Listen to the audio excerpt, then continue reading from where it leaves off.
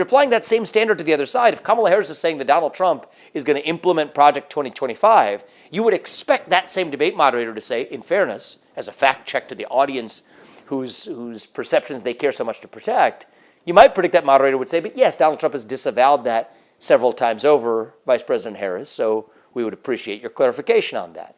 Didn't hear a word of it. Same thing with respect to the federal abortion ban. She said point blank that Donald Trump would sign a federal abortion ban, when in fact he has been clear, to the point of even getting criticism from some on the right for it, that he would not sign a federal abortion ban into law.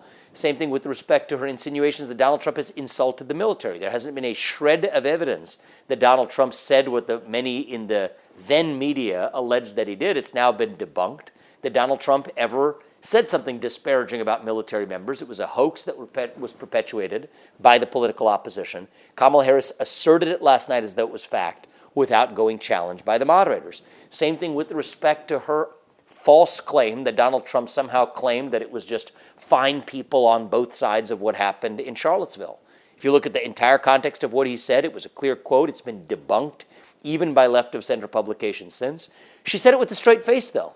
And the problem is many voters at home, many people watching this debate at home, have really no ability to tell that difference.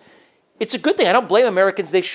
Most Americans should not have their lives consumed with following partisan political jousting. I don't think it's good for the country. I don't think it's good for most people. But I also think it's good for most people still to be engaged in being able to know what each candidate has said, what they haven't said, what they stand, what they don't stand for.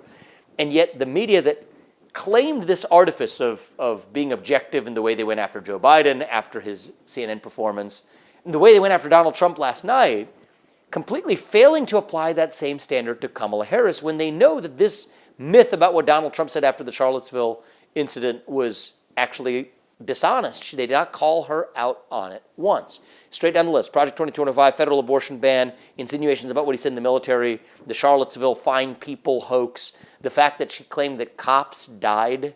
Effectively, she directly implied that, say what you will about what happened on January 6th, there were no people who were killed, no cops who were killed, and Donald Trump factually said it. The only person who was actually killed at the Capitol that day was Ashley Babbitt.